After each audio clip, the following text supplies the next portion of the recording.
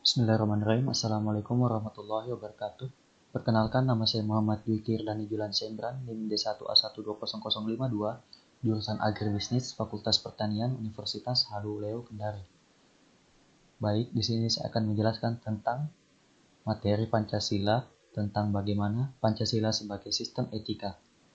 Baik, langsung masuk ke materinya. Yang pertama, pengertian Pancasila sebagai sistem etika. Sebelum itu, kita harus mengetahui dulu apa itu pengertian etika. Etika berarti ilmu tentang segala sesuatu yang biasa dilakukan atau ilmu tentang adat dan kebiasaan. Dalam arti ini, etika berkaitan dengan kebiasaan hidup yang baik, tata cara hidup yang baik pada diri sendiri maupun masyarakat. Etika dalam arti luas berarti ilmu yang membahas tentang kriteria baik dan kriteria buruk. Etika selalu terkait dengan masalah nilai, sehingga perbincangan tentang etika pada umumnya membicarakan nilai baik dan nilai buruk. Istilah nilai menurut Dizzy menerangkan bahwa nilai merupakan kualitas yang tidak real karena nilai itu tidak ada untuk dirinya sendiri dan nilai membutuhkan pengembangan untuk berada. Pengertian nilai terbagi menjadi 6 secara umum. Yang pertama, sesuatu yang secara fundamental yang dicari sepanjang hidupnya. Yang kedua, sesuatu kualitas atau tindakan yang berharga, kebaikan, makna, atau pemenuhan karakter hidup seseorang. Yang ketiga, suatu kualitas atau tindakan sebagian membentuk identitas seseorang sebagai pengevaluasian diri, penginterpretasian diri, dan pembentukan diri. Yang keempat, sesuatu kriteria fundamental bagi seseorang untuk memilih sesuatu yang baik di antara berbagai kemungkinan tindakan. Yang kelima, sesuatu standar fundamental yang dipegang oleh seseorang ketika bertingkah laku bagi dirinya dan orang lain. Yang keenam, suatu objek nilai, suatu hubungan yang tepat dengan sesuatu yang sekaligus membentuk hidup yang berharga.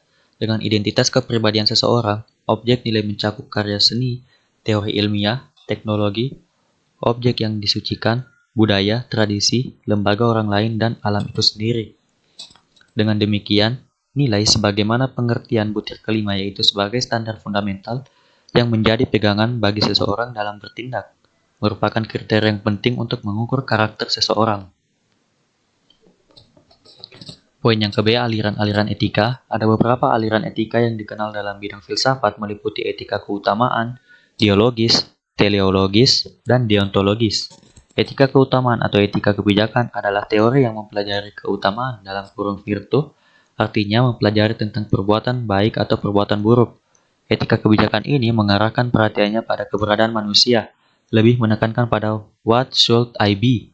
Beberapa watak yang terkandung dalam nilai keutamaan adalah hati, kesatria bela kasih, terus terang, bersahabat, murah hati, bernalar, percaya diri, penguasaan diri, sadar, suka bekerja, sama berani, santun, jujur, terampil, adil, setia, disiplin, adil, mandiri, bijaksana, peduli, dan toleran.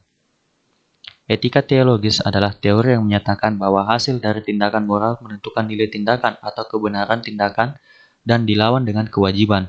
Seseorang mungkin berniat sangat baik atau mengikuti asas moral tertinggi, akan tetapi hasil tindakan moral itu berbahaya atau jelek, maka tindakan tersebut dinilai secara moral sebagai tindakan yang tidak etis. Etika deontologis adalah teori etis yang bersangkutan dengan kewajiban moral sebagai hal yang benar dan bukannya membicarakan tujuan atau akibat. Kewajiban moral bertalian dengan kewajiban yang seharusnya. Kebenaran moral atau kelayakan, kepatutan. Kewajiban moral mengandung kemestian untuk melakukan tindakan. Pertimbangan tentang kewajiban moral lebih diutamakan daripada pertimbangan tentang dinilai moral. Konsep-konsep nilai moral atau yang baik dapat didefinisikan berdasarkan pada kewajiban moral atau kelayakan rasional yang tidak dapat diturunkan dalam arti tidak dapat dianalisis. Etika Pancasila. Setelah Anda mendapat gambaran tentang pengertian etika dan aliran etika, maka selanjutnya perlu dirumuskan pengertian etika Pancasila dan aliran yang lebih sesuai etika Pancasila.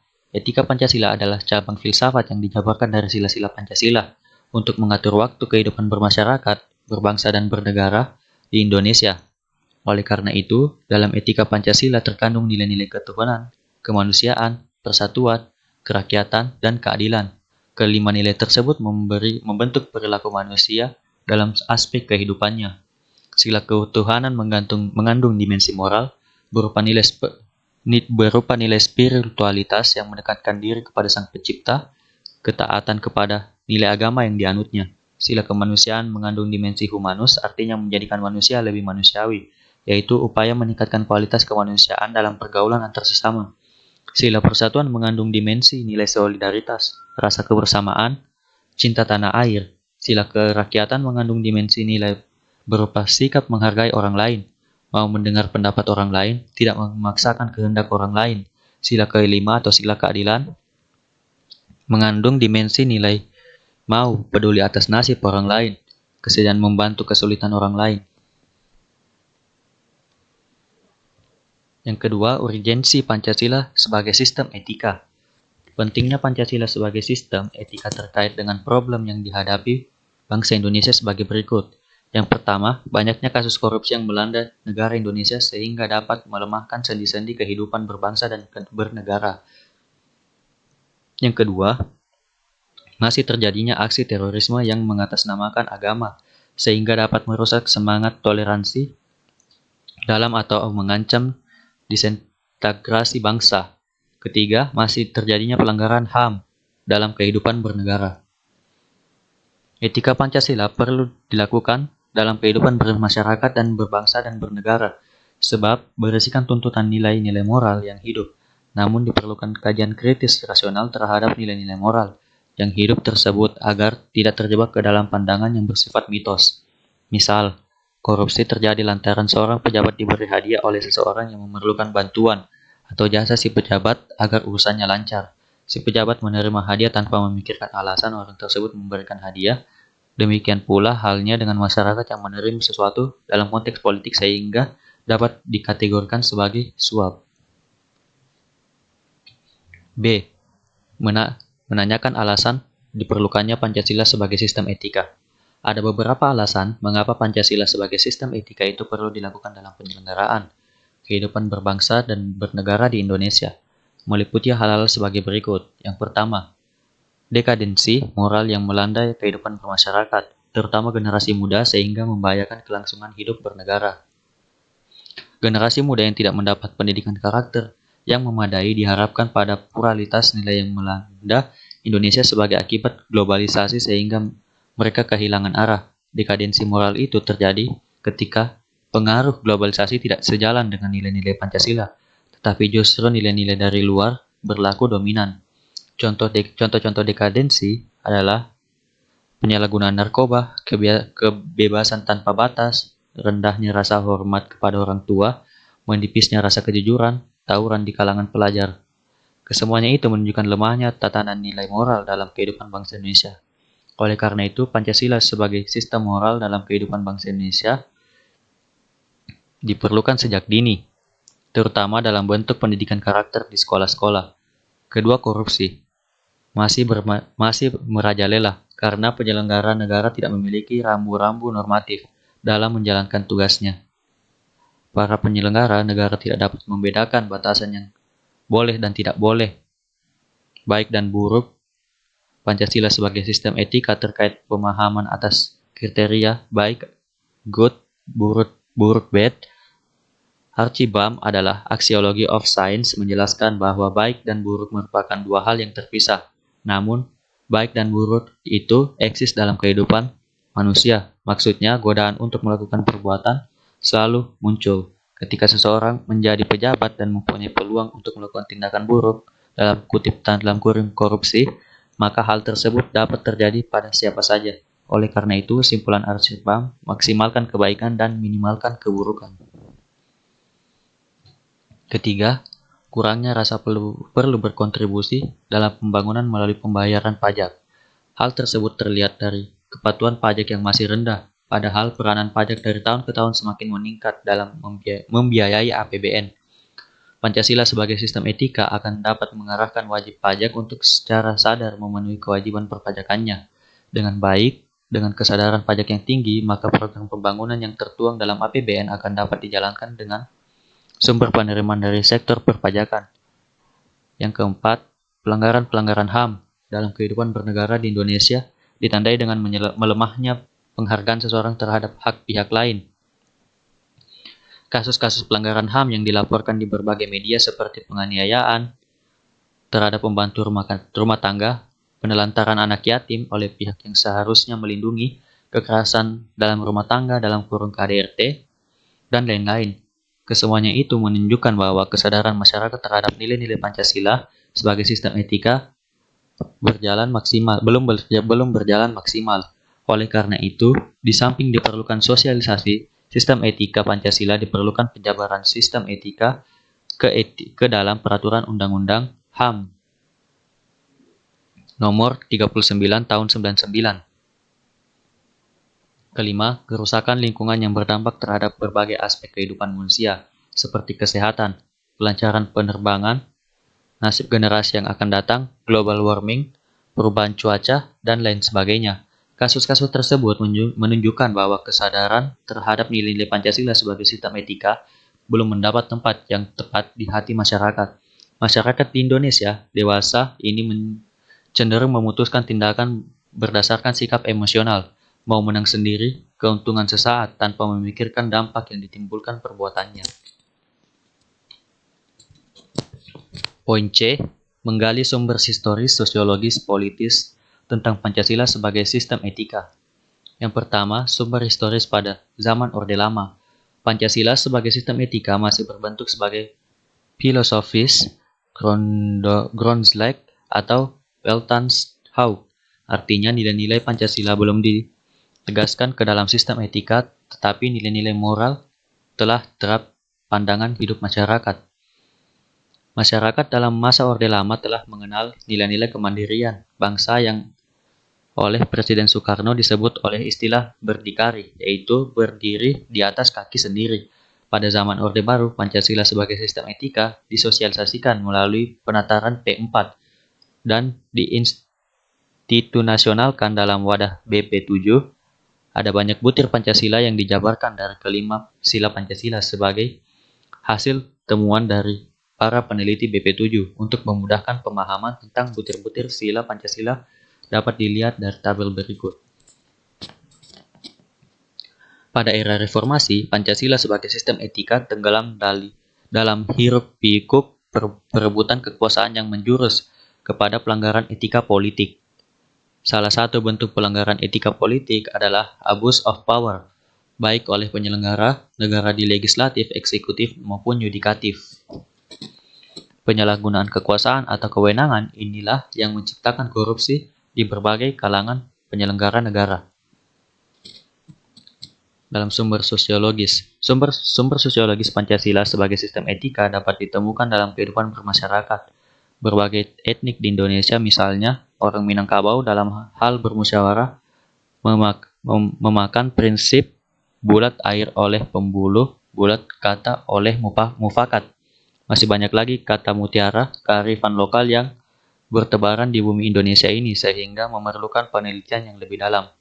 Yang ketiga, sumber politis. Sumber politis Pancasila pada sistem etika terdapat dalam norma-norma dasar sebagai sumber penyusunan berbagai peraturan perundang-undangan di Indonesia. Hans Kelsen mengatakan bahwa teori hukum itu suatu norma yang berbentuk piramida. Norma yang lebih rendah memperoleh kekuatan dari satu norma yang lebih tinggi. Semakin tinggi suatu norma, akan semakin abstrak sifatnya, dan sebaliknya, semakin rendah kedudukannya akan semakin konkret norma tersebut. Pancasila sebagai sistem etika merupakan norma tertinggi yang sifatnya abstrak, sedangkan perundang-undangan merupakan norma yang ada di bawahnya bersifat konkret. Etika politik mengatur masalah perilaku politikus berhubungan dengan juga praktik institusi sosial, hukum komunitas, struktur sosial, politik ekonomi, dan politik ekonomi. Etika politik memiliki 3 dimensi, yaitu tujuan sarana dan aksi politik itu sendiri. Dimensi tujuan yang terumuskan dalam upaya mencapai kesejahteraan masyarakat dan hidup damai. Dimensi tujuan yang didasarkan pada kebebasan dan keadilan. Dimensi sarana memungkinkan pencapaian tujuan yang meliputi sistem dan prinsip-prinsip dasar pengorganisasian, praktik penyelenggaraan negara yang mendasari institusi-institusi sosial. D. Membangun argumen tentang dinamika dan tantangan Pancasila sebagai sistem etika. Yang pertama, argumen tentang dinamika Pancasila sebagai sistem etika. Beberapa argumen tentang dinamika Pancasila sebagai sistem etika dalam penyelenggaraan pemerintahan di Indonesia dapat diuraikan sebagai berikut. Yang pertama, pada zaman Orde Lama, pemilu diselenggarakan dengan semangat demokrasi yang banyak diikuti partai politik, tetapi selalu dimenangkan empat partai politik, yaitu PNI, Parmusi, PNU, dan PKI. Tidak dapat dikatakan bahwa pemerintahan di zaman Orde Lama mengikuti sistem etika Pancasila. Bahkan ada tudingan dari pihak Orde Baru bahwa pemilihan umum pada zaman Orde Lama dianggap terlalu liberal karena pemerintahan Soekarno menganut sistem demokrasi terpimpin yang cenderung otoriter. Yang kedua, pada zaman Orde Baru, sistem etika Pancasila diletakkan dalam bentuk penetaran P4. Pada zaman Orde Baru, itu pula muncul konsep manusia Indonesia seutuhnya sebagai cerminan manusia yang berperilaku dan berakhlak mulia sesuatu nilai-nilai Pancasila. Manusia Indonesia seutuhnya dalam pandangan Orde Baru artinya manusia sebagai makhluk ciptaan Tuhan Yang Maha Esa, yang secara kodrati bersifat monodualistik, yaitu makhluk rohani sekaligus makhluk jasmani, dan makhluk individu dan makhluk sosial. Ketiga, sistem etika Pancasila pada era reformasi tenggelam dan dalam euforia demokrasi. Namun seiring berjalannya waktu disadari bahwa demokrasi tanpa dilandasi sistem etika politik akan menjurus pada penyalahgunaan kekuasaan, serta makchiavellisme menghalalkan segala cara untuk mencapai tujuan. Sofyan Effendi, Rektor Universitas Gadjah Mada, dalam sambutan pembukaan Simposium Nasional Pengembangan Pancasila sebagai Paradigma Pengetahuan dan Pembangunan Nasional 2006, mengatakan sebagai berikut bahwa moral bangsa semakin hari semakin merosot dan semakin hanyut dalam asas konsumerisme, hedonisme, eksklusifme, dan ketamakan karena bangsa Indonesia tidak mengembangkan blueprint yang berakar pada sila ketuhanan Yang Maha Esa. 2. Argumen tentang tantangan Pancasila sebagai sistem etika. Apakah Anda mengetahui bentuk tantangan terhadap Pancasila sebagai sistem etika? Apa saja yang muncul dalam kehidupan bangsa Indonesia? Hal-hal berikut ini dapat menggambarkan beberapa tantangan terhadap sistem Pancasila. Pertama, tantangan terhadap sistem etika Pancasila pada zaman Orde Lama berupa sikap otoriter dalam pemerintahan sebagaimana tercermin dalam penyelenggaraan negara yang menerapkan sistem demokrasi terpimpin. Hal tersebut tidak sesuai dengan sistematika etika Pancasila yang lebih menonjolkan semangat musyawarah untuk mufakat. Kedua, tantangan terhadap sistem etika Pancasila pada zaman Orde Baru terkait dengan masalah NKK atau nepotisme, kolusi, dan korupsi yang merugikan penyelenggaraan negara. Yang kedua, argumen tentang tantangan Pancasila sebagai sistem etika. Pertama, tantangan terhadap sistem etika Pancasila pada zaman Orde Lama berupa sikap otoriter dalam pemerintahan sebagaimana yang tercermin dalam penyelenggaraan negara yang menerapkan sistem demokrasi terpimpin. Hal tersebut tidak sesuai dengan sistem etika Pancasila yang lebih menonjolkan semangat musyawarah untuk mufakat. Kedua, tantangan terhadap sistem etika Pancasila pada zaman Orde Baru terkait dengan masalah NKK yang merugikan penyelenggaraan negara. Hal tersebut tidak sesuai dengan keadilan sosial karena nepotisme, kolusi, dan korupsi hanya menguntungkan segelintir atau kelompok tertentu. Yang ketiga, tantangan terhadap sistem etika Pancasila era reformasi berupa euforia kebebasan berpolitik sehingga mengabaikan norma-norma moral. Misalnya, munculnya anarkisme yang memaksakan kehendak dengan mengatasnamakan kebebasan berdemokrasi.